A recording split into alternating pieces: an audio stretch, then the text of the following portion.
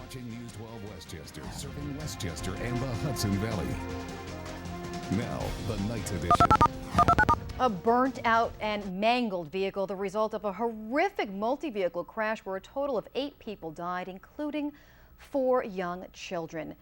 Hello, I'm Chelsea Sobel in tonight for Tara Rosenblum. That deadly chain of events began when a minivan carrying a family of 6 went the wrong way on the busy Taconic State Parkway. Only one person in that vehicle came out alive. That minivan crashed head-on into an SUV near Route 117 in Hawthorne. News 12's Blaze Gomez at the scene where it all went down Sunday afternoon. Tonight on News 12, a body washes ashore in the waters of Larchmont, and it could be a Mount Vernon firefighter who disappeared just last week.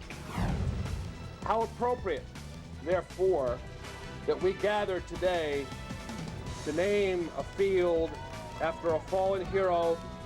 Then a Hudson Valley soldier who gave his life fighting overseas is honored this 4th of July weekend.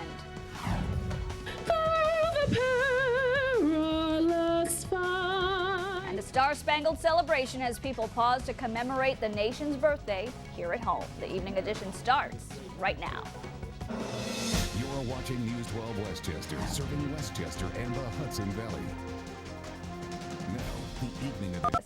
A Town of Haverstraw police detective is turning in his shield after serving the community for almost 3 decades. But before he welcomes retirement, he took one final patrol ride with a special partner. Kim, thanks. Turning to Putnam County now, the Carmel Police Department can't seem to get connected. Callers to the department's non-emergency number are having trouble, so police are telling everyone in the area to call 911, even if it's not an emergency.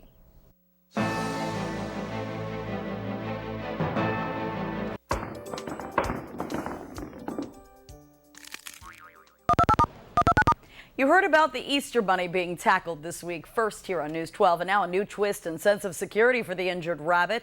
Rascal, the mascot of the Hudson Valley Renegades, came out to Fishkill today to watch its back. This after the bunny was thrown to the ground by a teenage boy outside a candy store in Fishkill. The suspect tonight is still on the run. Meanwhile, in Westchester's largest city, dozens of children lined up for the 35th annual Easter egg hunt, donned in traditional bonnets and, of course, armed with plenty of baskets. The colorful eggs were hidden around Redmond Field on Cook Avenue. Kids up to 10 years old filled their baskets with as many eggs as they could find. The competition had some little ones, and that's a cute one right there, outrunning others. But the community event, sponsored by the Police Athletic League, taught the young hunters to share and enjoy in the holiday season. She actually didn't get any eggs, but a lady was very nice, and she saw that she didn't have any eggs, and her child had 4, so she gave her 1.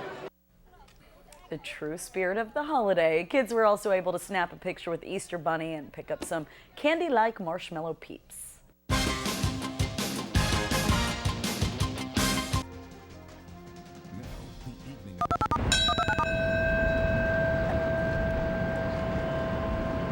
Bells toll at Ground Zero today, and a moment of silence observed as mourners mark the time the terrorists began their attack on America 9 years ago today.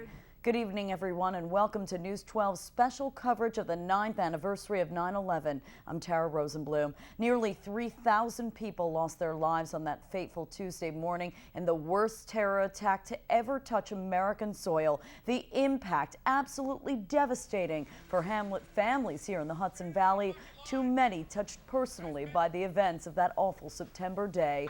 In Rockland, 81 lost their lives. In Orange County, 44 people perished. And in Putnam, another 8 lives were lost. 111 died from Westchester. And today, the county held a touching ceremony at its own permanent memorial called The Rising. News 12's Lydia Weekguy starts our coverage this evening. Lydia?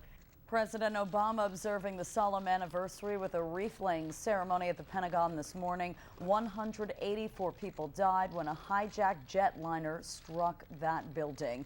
And the First Lady honoring lives lost along with Laura Bush in Shanksville, Pennsylvania. United Flight 93 crashed in a field there, killing 40 people. The First Lady remembered the passengers who revolted against the terrorists, forcing them to crash instead of hitting their intended targets of the White House or the Capitol building. Meanwhile, back here at home, Rockland County took part in a special ceremony of their own to honor the local lives lost. News 12's Kim DeVestia was there for the tribute. It's horrendous. It's something that I would have hoped would never have happened here. New tonight, a Pace University football star shot dead by police after a rumble outside a bar. And now tonight, police are investigating whether that shooting was justified as the campus mourns the death of Danroy Henry. And is the Donald looking to buy Playland? Trump executives now confirming a recent trip to the historic county-owned amusement park. The evening edition starts right now. You're watching News 12 Westchester, serving Westchester and the Hudson Valley. Now, the evening edition. We're shocked. We're shocked. This is unbelievable. A college football star is dead and another student injured after police shoot at their car during a chaotic bar brawl this morning in Thornwood. Good evening, everyone. I'm Tara Rosenblum. The dramatic tragedy has left the small campus of Pace University shaken to its core. Police left to explain why they opened fire on the two young men, one of them a varsity defensive football player for Pace University. News 12's Kim DeVestia is joining us now in the newsroom. Here's the latest from the News 12 newsroom. A football star from Pace University is shot and killed by police as a student allegedly tried to drive away from a chaotic bar brawl in Thornwood this morning. It's the first time an athlete has ever been killed by police in Westchester County.